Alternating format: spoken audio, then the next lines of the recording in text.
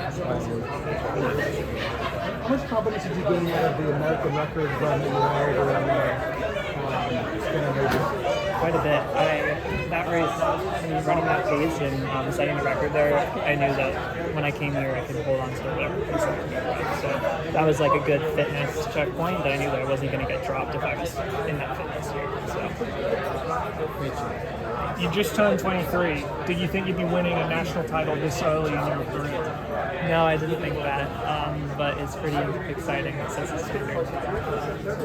What do you think is your best event between the 5K and 10K? I would say the 5K, but I don't really know. Today was a very good 10K, although it was slow for most of it. So I'd like to see how I do in a race it's maybe like how Paris was this past summer.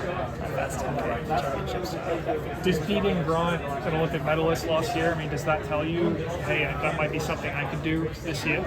Definitely, yeah. I've got a lot of confidence going into Worlds and possibly coming. So, yeah. Did you ever consider just going like all in on the 5K at USATF, given the double? There's only 2 days in between. Yeah, I did consider that for a little while. I was planning on just running the 5K, but having the standard in both events, I think, is a tough thing to come by. It seems so. Having the standard in both, I wanted to run both. And honestly, sometimes I've run better after already having run an event, so I'm thinking maybe I'll even feel better on the 5K having run the 10K. So I was like, it's really not much of a risk in doing it. Yeah, logic.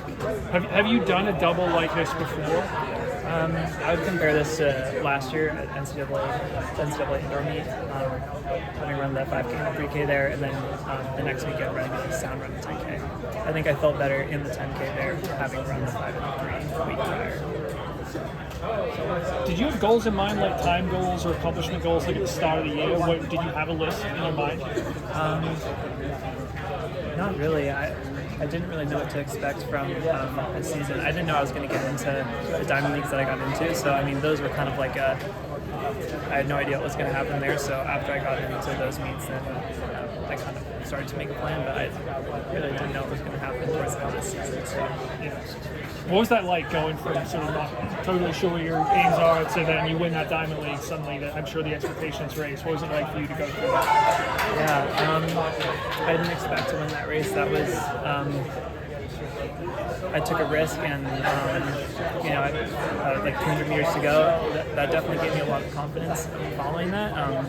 Having won the Philly Grand Slam before gave me confidence in that kick, but then kicking off an already fast pace and positive was a whole other thing. I'm sure not having classes, just being able to focus 100% on running has helped you this year. Is there anything else you think has helped you make this leap to the level you're at now from last year? Yeah, definitely my school has helped a lot. I'd say not having to run my college conference meet, I'm sure has helped me a little bit. Last year at the outdoor meet, I raced 2 800s, 2 1500s, and 5K. It was really fun. It was fantastic, but it's hard to do that and then come back around for the USA meet. Although it worked out, but that definitely, I'd say that was the biggest thing this year. I also got down to a sea-level camp in Scottsdale in the winter. I think that helps too. Although that's when I got attacked by a dog, so that was I don't know if that was as great as it could have been. Yeah. Did you look up to Grant when you were coming up as a younger runner? Definitely, yeah. I remember he was on my Stanford visit when I visited Stanford my junior year in high school, and he was very good then and has continued to be very good. So he's definitely been the guy in the United States to look up to. Is this the first time you've beaten him? Probably, I think so. Yeah. What does it mean to outkick him, to beat him for the national title? It means I can win more of these. That's for sure. It means he's at such a high level and he's medaled twice, so that definitely pays respect to the level that I'm at now. And then also Graham, who was really close in that race, the U.S. distance running, I think is at a whole new level this year. So I think he sets the bar, and now it's time to go to the World Championships and see if we can get maybe more than one U.S. medal. It'd be awesome. How cool is it to be saying that that's a realistic thing? It's pretty incredible. It's crazy. Do you think the event is kind of open right now? Because Cheptegei's won the last few in the 10,000. He's not running. He's doing a full marathon. So who do you view as your biggest competitor? I don't know. I mean, I think Oslo had a lot of the best guys in the world in it, maybe minus like 5 or 6 guys. I think, this is it here, and then those guys at the front of that race. So I think it's pretty wide open, I would say. Honestly, I really don't know in general, but I think it's pretty.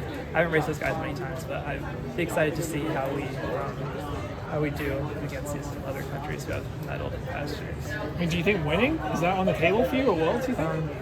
I would say so. I mean, I'm going to try to. So we'll see. If Tokyo's a hot race, do you feel like the heat's something that you're okay with?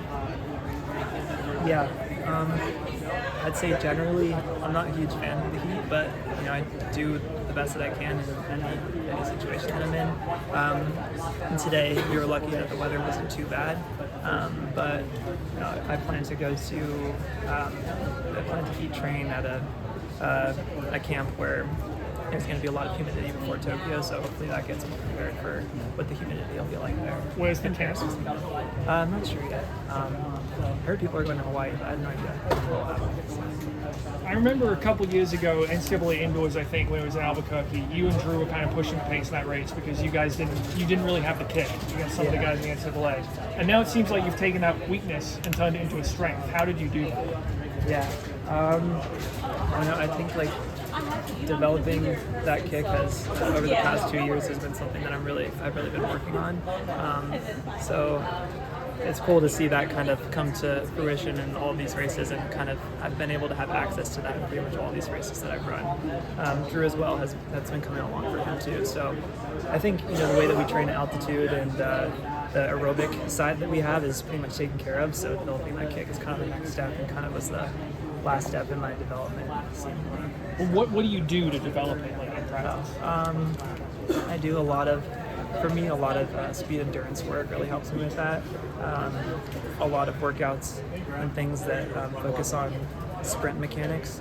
So I focus a lot on how my body's moving when I work out, as well as easy runs, and making sure that that's moving right, and when that's moving right, then I know that I'm going to be able to focus more on the race. So I do a lot of speed work pretty much every week, even in my base phase. You still do 30-40 Some stuff similar to that. Not that exactly. I'd love to do that again. That could be cool. But I have done some stuff where it's like a fast lap, slower lap, faster lap, that kind of thing. So a lot of these races are like that. So.